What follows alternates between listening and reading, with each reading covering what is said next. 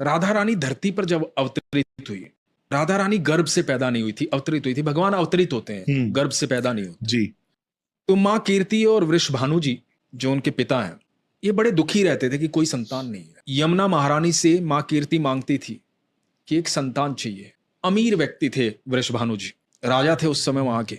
तो एक दिन माँ कीर्ति सुबह स्नान करने गई तो देखा कि यमुना महारानी जिस तरफ बह रही है उसके विपरीत में एक कमल का बड़ा फूल बहता हुआ आ रहा है। उसके अंदर प्रकाश था, फूल के अंदर प्रकाश था। तो जब माँ कीर्ति के पास वो फूल पहुंचा तो सूरज की पहली किरण आई, फूल खिल गया, उसकी पत्तियां खुल गई, और पत्तियां जैसे ही खुली तो अद्भुत तेज लिए हुए अनंत ब्रह्मांड की सर्वेश्वरी वहां पर विराजमान थी।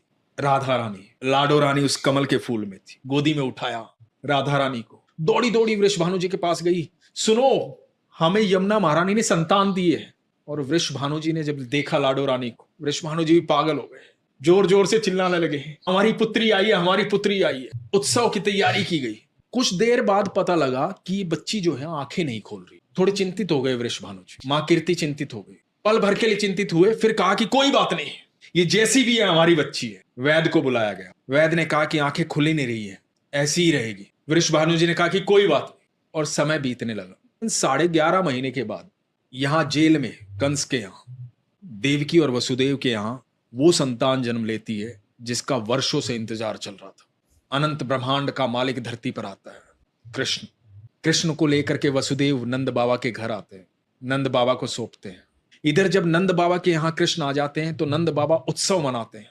बड़े उत्सव की तैयारी होती है कि मेरे यहां पुत्र ने जन्म लिया है। तो उस उत्सव में न्योता भेजा जाता है वृषभानु जी को। तो वृषभानु जी और मां कीर्ति अपनी लाडो रानी के साथ उस उत्सव में आते हैं। वहां जब उस उत्सव में पहुंचते हैं, चारों तरफ खुशी का माहौल है, ढोल नगाड़े बज रहे हैं, नंद बाबा सजे हुए हैं, यशोदा मैया सजी हुई है, इधर वृषभानु जी, मां कीर्ति और हाथ में छोटी सी बच्ची, और उधर पालने में झूलते हैं हमारे ठाकुर जी। तो मां कीर्ति की गोदी में छटपटाती है लाडो, नीचे उतरती है, पहली बार धरती पर पैर रखती है और अपने घुटनों के बल चलती चलती पालने तक जाती है।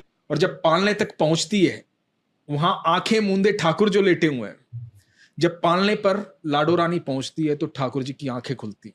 जब ठाकुर जी की आंखें खुलती हैं तो इधर लाडो रानी की आंखें खुलती हैं। मनी मन बात होती है कि इतने महीनों से इंतजार कर रही थी तुम्हारा। तो ठाकुर जी मनी मन कहते हैं, मैं भी तो तड़प रहा था वहां वैकुंठ में यहां आने के लिए। तो इतना अद्भुत प्रेम कि उसके लिए इतना इंतजार, इतना प्यार।